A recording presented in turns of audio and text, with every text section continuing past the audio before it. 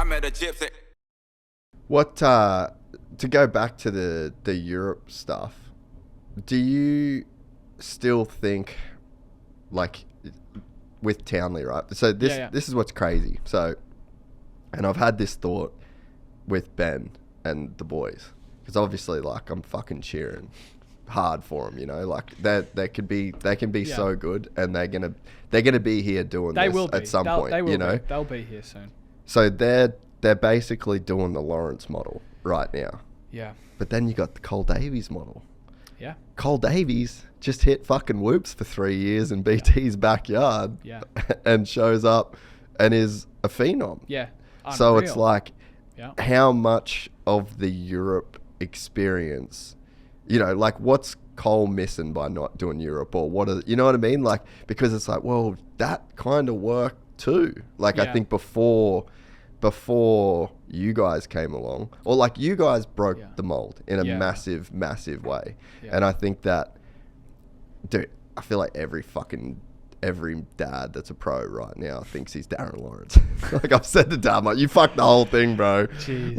We almost had moto dads out. Now they're fucking back in because of you. And they're not you, all right? But yeah, so it's like everyone kind of started looking to the model, and like, you don't need to go to Loretta's. You don't need to do all this shit. Go do your time in Europe, crush it there, and then you can come to the States with this well-rounded bag of tools. And then I'm like, that's the move. Yeah. And then I'm also like, wait a minute, Cole Davies just hit whoops for 3 years in his yard. Completely changed the mold. That, right? Yeah. No, for sure. Like, dude, it sucks he got injured. Would have loved to have seen him on motocross, not knowing what he did with Ben, what his past 3 years have looked like. Obviously, we've seen him at SMX Futures last year and stuff.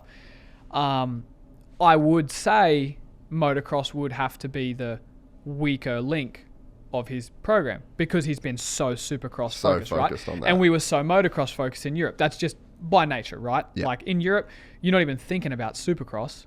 It's motocross all year long. So that's only just a normal thing when you do something for so long in one discipline and the other guy's doing the opposite. Obviously, when we first came here, our Supercross was not Cole Davies' first Supercross. But I don't know, maybe he was a stud in motocross and then I just look like an idiot talking out my ass here. But no one knows. No one knows, so we'll have to wait. But, dude, everyone's different. No one's career is the same. And maybe that's, as I was saying that, I'm like, maybe just the people that are going to make it are going to make it. Going to make it. I mean, you look at Ricky, James, Chad, a lot of the guys, Villo, all those dudes, dirt poor, right? Like us, we didn't have money. Like, you come from that working class tough, like, dude, no money, right? Let's just call it that. No money, right? Deegs has broken that kind of, you have to be poor because you have to come from nothing. He's kind of broken that mold. Like, he had a Supercross track in his backyard since he was a 65 kid. He's literally the definition of white privilege. Everybody that shouldn't make it. The guy that's on the best bikes all his life and stuff doesn't maybe translate to pro when the bikes are equal or whatever, you know. But, dude, he's completely changed that mold. Maybe Davies does. He goes from there, Supercross, dude, motocross, not an issue. Everyone's career is like, don't race different. Loretta's, don't race anything, just stay in the backyard, hit whoops. Yeah, dude, exactly, that's all you got to do. Everyone's story is so different, and what works for some people doesn't work for other people and stuff. But I think the Europe thing, mental toughness was a huge thing. Being comfortable in the fire, that's one thing I'll pride myself and Jett on, is we can sit in the fire for a long time and we can suffer. Yeah. That's one thing we can do. And I'll say debatably better than anyone else. Yeah. I think. Yeah. Is suffer. Tough motherfuckers. The other thing is just adapting. You're constantly adapting over there. Forced to adapt. No, you don't get to have the perfect routine every morning, and I'm going to go to this coffee spot and have this breakfast, go to and I need every these, day. this and that, and I need my cryotherapy and stuff like this, and like there's none of that. Like, you're moving with the punches, doing this. Hey, weather's rained out here, boom, we're going to the south of France, Spain. Yeah. We're in a hotel room. You need to train like you have everything at your fingertips and our disposals. Like our farm, for example, we have our gym, our cycle bikes, our everything at home and thingo. You got to go to, I don't know, New Jersey. Just speaking out my ass. Yeah. New Jersey, and you got to train there for a month because the weather's better and the tracks are frozen and flooded. You don't know anyone. You don't know anyone. You don't know where to cycle. You don't know where the gym is. You don't know. You're going to figure it out and you go do it. You go to a Planet Fitness, you shower there, you sleep in the van. Yep. You find food places, whatever, and you'll go till dark, wake up the next morning, do the same. Like it's such a different thing, but it's normal. Yeah. And it wasn't like, dude, you don't see the sun for maybe like 4 or 5 weeks. Yeah. I mean, the people up in North America know a winter, right? Because they get snow and they get all that, the miserable weather. But it wasn't until like one morning we were going to the track and it was like 7 a.m. and there's all these kids, 10, 12-year-olds in like 3 jackets. They got gloves. They're riding their bicycles to school. It's mizzling rain. It's like 2 degrees Celsius. So like 37, 35 degrees Fahrenheit. Yeah. And we're like, fuck, they just don't know any different. Like, this is life. Yeah. And you just get up and carry on.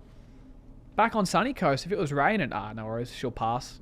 We'll just worry about it tomorrow. We'll ride tomorrow. We'll do something tomorrow. That's just how it is because the weather's so good. Like, so many little things like that you're just forced to get used to. Yeah. It's cool. My equation for success in life is how much shit can you put on your back and how far can you walk with it. Yeah. That's it. That's like the simplest definition of will you succeed? Yeah. And it's like, it's right now I've got all this shit on my shoulders and I'm just still trying to walk forward. And there'll be a time and a place where I just go, fuck it. I'm done. Yeah. I'm done. And that's where you stop. And if you own a house and you do that, like you got money in the back, cool. Yeah. Or you don't and you then go get a job and you whatever. But it's like the where you're going to get to and the success that you can have in life is based on how much you're willing to take on and how far you're willing to walk with it. Yeah. Yeah, I agree.